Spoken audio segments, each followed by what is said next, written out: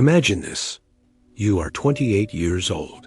You have sold 60 million records. You have 5 #1 singles. You are filling stadiums across the world. Magazines are writing about you. Women want to be with you. Men want to be you. Now imagine, just a few years later, you are lying on the floor of an abandoned building in one of the most dangerous neighborhoods in Los Angeles. You weigh 126 pounds. You have only 16 teeth left. You have spent every single dollar you ever made. And no one, not your wives, not your children, not your bandmates, wants anything to do with you anymore. That is the real story of Chuck Negron. And on February 2nd, 2026, the world lost him at 83 years old. But before we mourn his passing, I think we owe it to him to actually tell his story. Because most people only know the songs. They don't know what it took to make them. And they definitely don't know what happened after. So sit back. This one is heavy. Chuck Negron was born on June 8, 1942, in Manhattan, New York.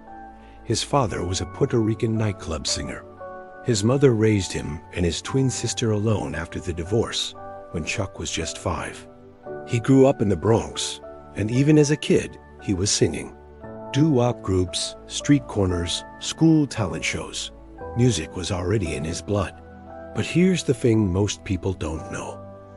Chuck Negron wasn't originally chasing fame in music. He moved to Los Angeles to play college basketball at California State University. But music kept pulling him back.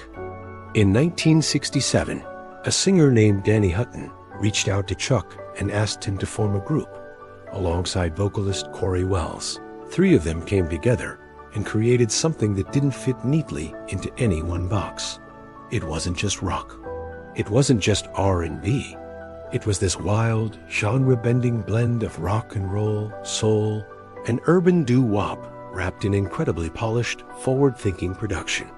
They called themselves 3 Dog Night, and almost immediately, they became one of the biggest bands in the world. We're talking 21 consecutive top 40 hits. Songs like One is the loneliest number.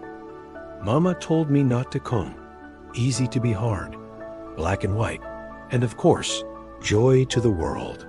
That song alone put them on every radio station on the planet. They were touring 210 days a year. They were selling out stadiums. The money was incredible. The lifestyle was everything you could dream of. Cars, houses, jets, the whole thing. Chuck Negron was living at the absolute top of the world. But even then, even at the very peak, the cracks were already forming. The music industry in the late 60s and early 70s was a pressure cooker. And Chuck has been completely open about this. The parties, the drugs, the chaos. It was everywhere. LSD was practically handed out for free. Cocaine was just part of the routine. But heroin, that's where it got dark. Chuck's addiction to heroin started in the early 1970s, and it escalated fast. He has said in interviews that at his worst, he was spending $2,000 to $3,000 a day just to feed the habit. And when you're burning through money like that, even millions of dollars disappear faster than you'd think. The addiction didn't just destroy his finances. It destroyed his relationships. His first wife left him. His children were taken away. He was arrested for drug possession. The tension inside the band became unbearable. And by 1976, 3 Dog Night fell apart. After the band broke up, Negron didn't fade quietly. He crashed. By the mid-1980s, he had lost everything. The money, gone. The cars, the houses, gone. His reputation, gone. At his lowest point, Chuck Negron was homeless, living in an abandoned crack house in South Central Los Angeles. He weighed barely over 120 pounds. His body was destroying itself. And here's what makes this story even more brutal. He knew it was killing him. He knew. But for years, that wasn't enough to stop it. He cycled through rehab over 30 times. 30. Some of those times, he wasn't even going in to get better. He admitted later that sometimes he just needed a place to sleep, or he went because his family pressured him into it. The addiction had him so completely locked in its grip that even the knowledge that he was literally dying wasn't motivation enough to break free. He also wrote about how his son Chucky grew up in the shadow of all of this and ended up struggling with addiction himself, even ended up in prison. The cycle didn't stop at Chuck. It spread to the people closest to him. By this point, most people would have completely written Chuck Negron off. And honestly, most people did. But here's where the story turns. Around 1990, a lawyer named Robin Silna, someone who had quietly been helping Chuck for years, paying his bills, managing whatever royalties were still coming in, she finally pushed him one last time. Chuck had actually stolen her car at one point, and she turned him in to the police. But her sister stepped in and urged him to go to a rehab facility called Cree Help in Los Angeles. It was his 37th time in rehab, but something was different this time. Unlike the other places he'd been to, CRI Help didn't give him the VIP treatment, no star treatment, no special handling. Chuck Negron cleaned their toilets.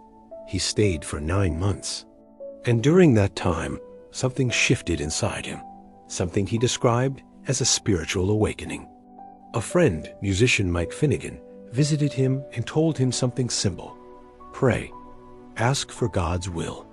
And one night, in the middle of a brutal withdrawal, Chuck fell asleep. When he woke up, the obsession was gone. He has said that moment changed everything. In September 1991, Chuck Negron got clean. For good. He was almost 50 years old when he truly woke up. His words, not mine. What he built after that is remarkable.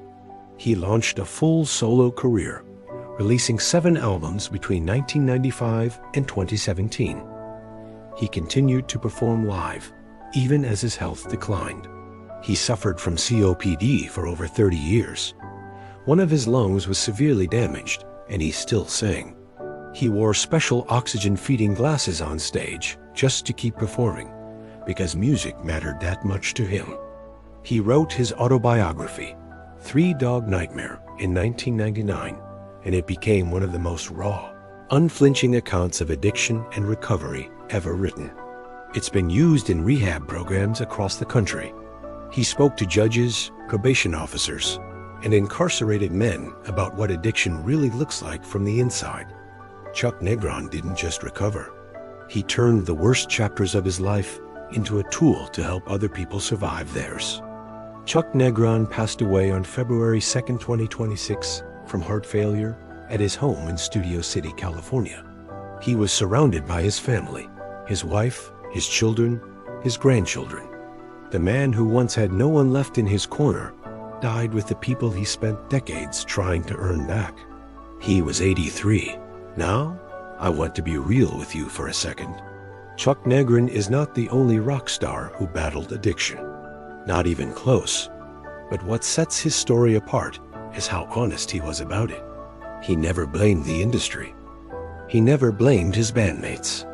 He never made excuses. He owned everything. Every bad decision, every relapse, every piece of destruction. And he used that honesty to connect with people who were going through the same thing. He once said, "This is the best life I have ever had." Even when I was a multimillionaire and had every car, every woman, every house I wanted, I was in hell because of this addiction. That's not something you hear every day. And it's not something you forget. 3 Dog Night's music still plays on the radio. It's still in movies and TV shows. A whole new generation is discovering joy to the world right now, probably without ever knowing the man behind the voice. So the next time that song comes on, take a second. Remember Chuck Negron. Remember the whole story, not just the highs, but the lows. Because that's what made the music real.